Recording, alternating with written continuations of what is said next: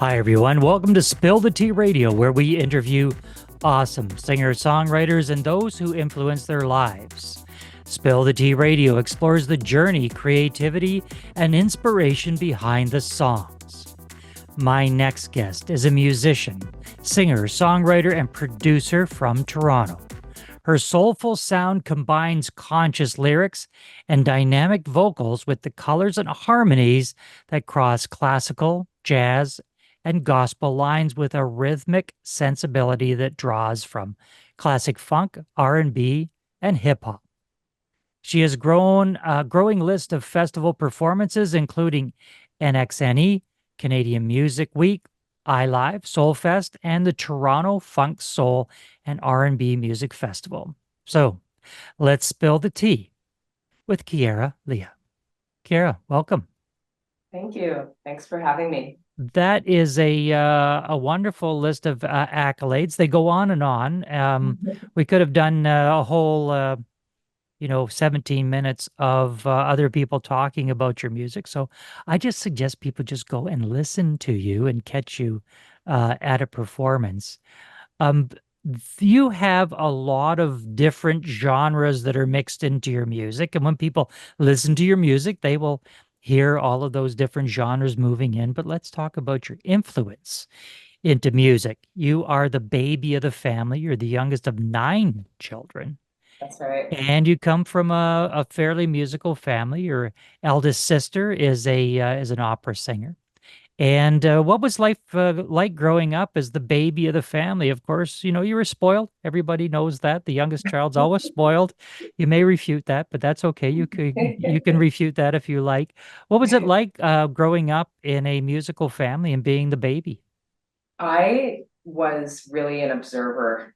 There were so many different characters in my family, and I just was sort of in the mix, watching everybody and drawing influence from everybody quietly, and sometimes not so quietly.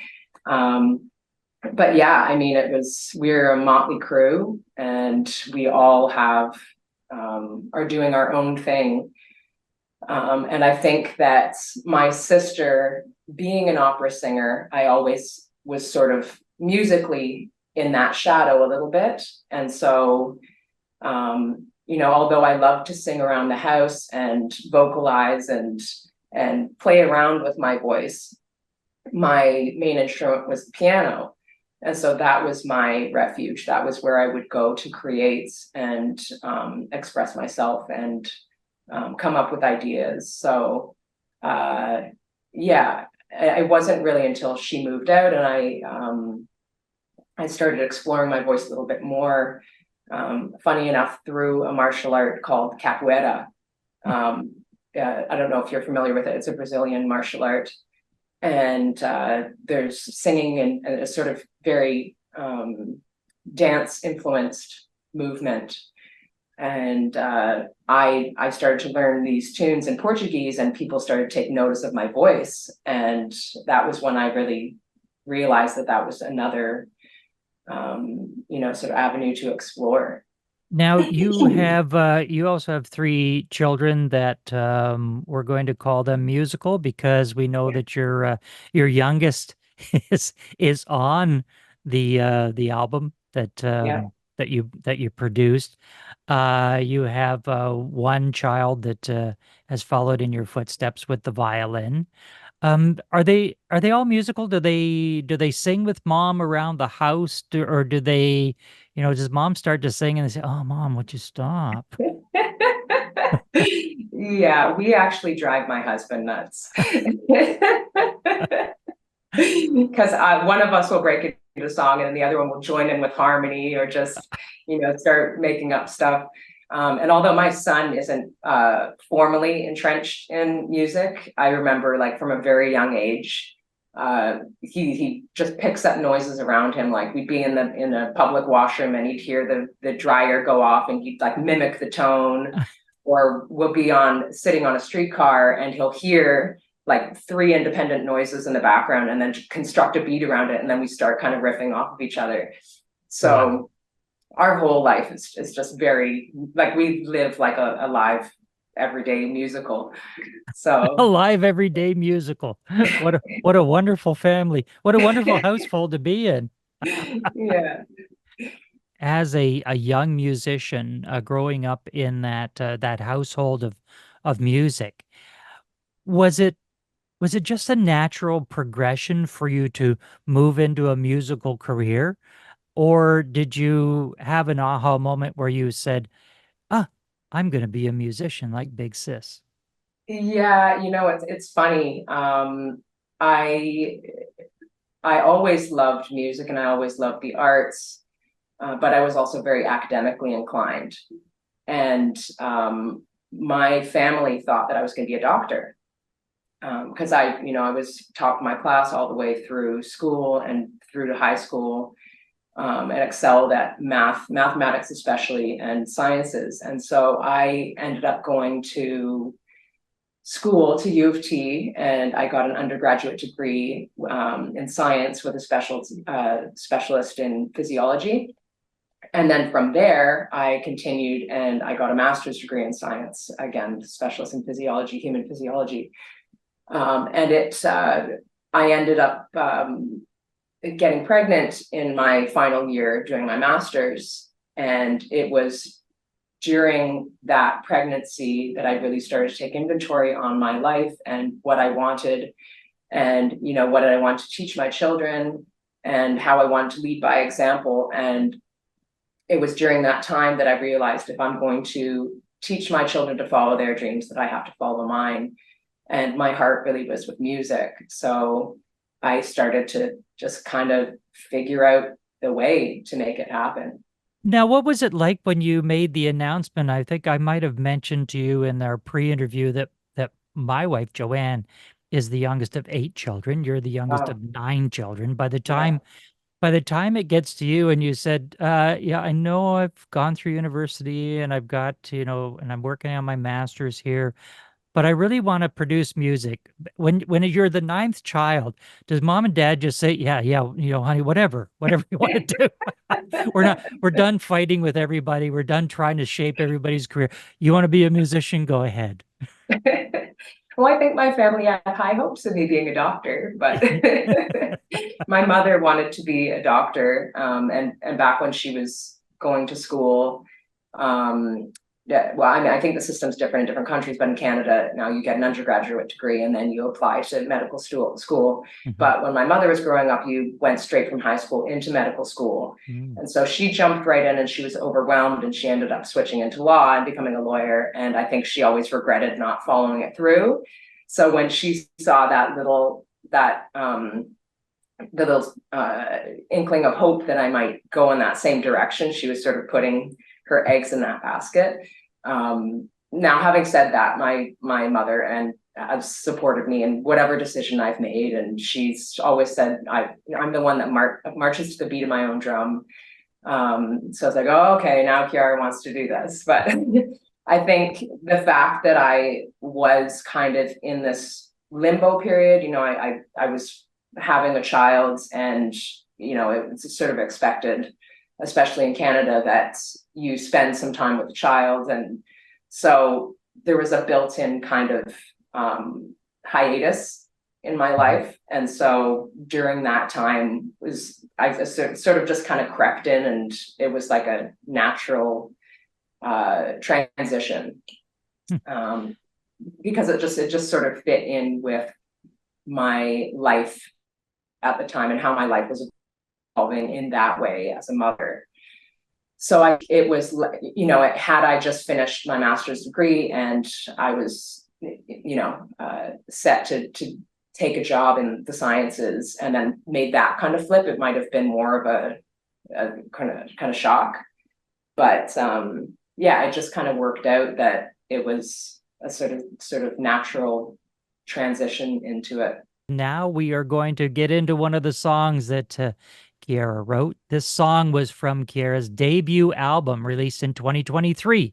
It was recorded at Exeter Sound Studios in Toronto with finishing touches at the Nest and CL Studios, along with some remote recording done in Mexico. So let's take a listen to singer-songwriter Ciara Leah and her song, The Dream. Gonna be rich one day. One day. Gonna be rich one day, and I won't leave you out. Gonna be rich one day. Getting on my knees to pray. Gonna make a way so we can work it out. I never leave my baby one more. I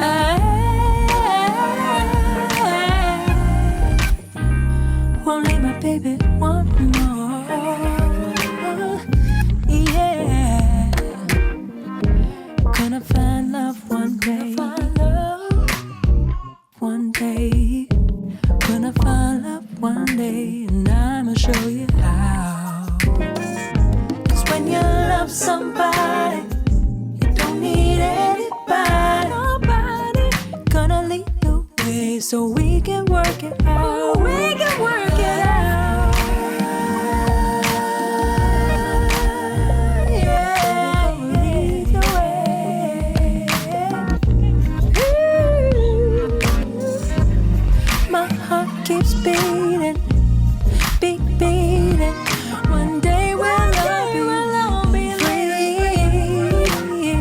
Gonna be amazing, amazing grace. Gonna be amazing, amazing grace. Gonna be amazing, amazing grace. Gonna be amazing, amazing grace.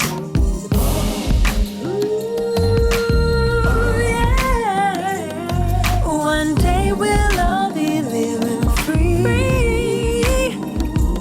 Yeah.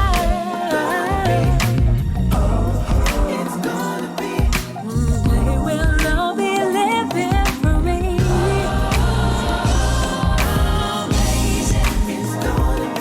Amazing, yeah. One day we'll all be living free. Amazing, yeah. Gonna be